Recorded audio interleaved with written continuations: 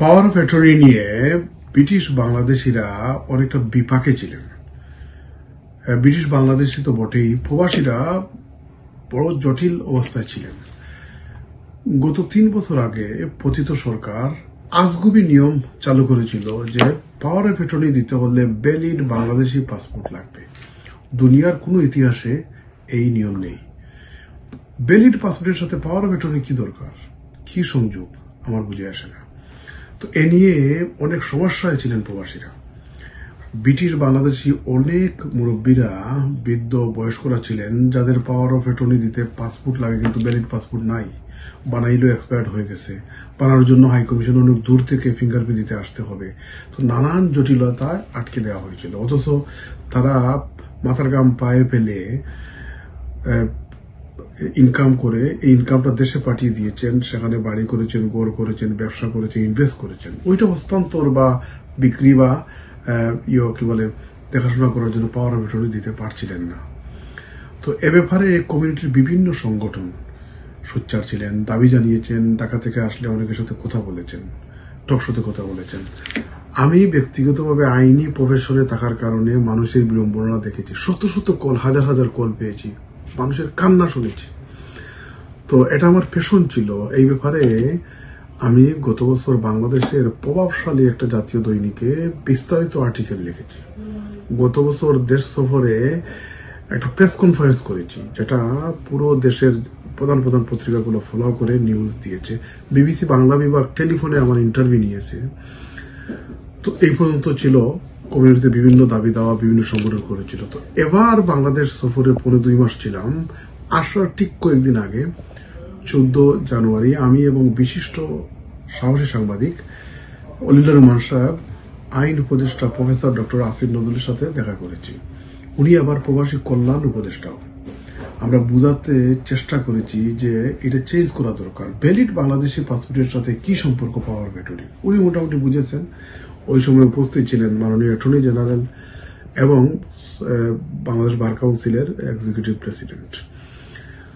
তো আসিফ নজরুল সাহেব মোটামুটি সন্তুষ্ট হয়ে বলছেন যে আমি এটা করব, আমাদেরকে একটা ড্রাফট কি চাচ্ছেন দেন।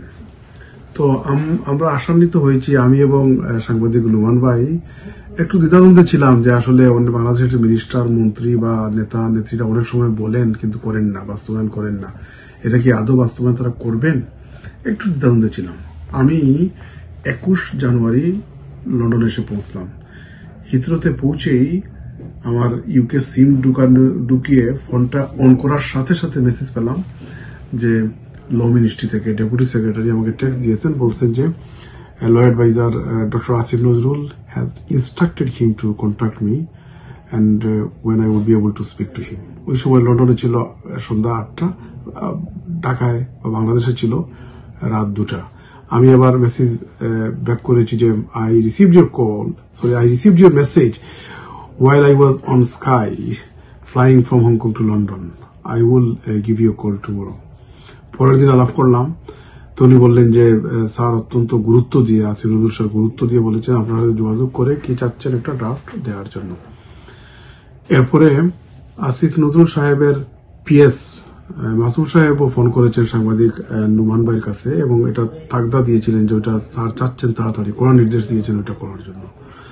তো আমরা গত শুক্রবারে ড্রাফট করে কি চাচ্ছি তার ভূমিকা সহ আমরা একটা ড্রাফট পাঠিয়ে দিয়েছি।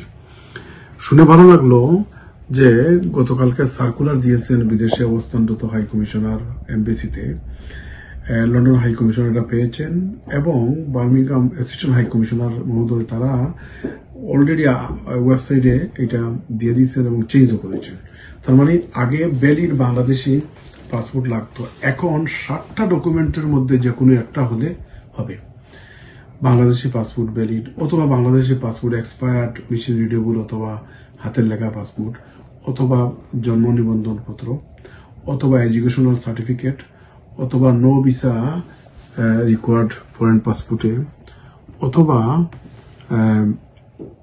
যে কোনো শিক্ষাগত সার্টিফিকেট, এবং আরেকটা হচ্ছে যে নাগরিকত্ব, বাংলাদেশি নাগরিকত্ব জ্ঞাত হওয়া যায় যে কোনো পাবলিক ডকুমেন্ট, দলিল, সরকারি দলিল হলে হবে। তো কত সহজ করে দেওয়া হয়েছে। আমি মনে করি এই চেঞ্জের কারণে লক্ষ লক্ষ প্রবাসী লাভবান হবেন।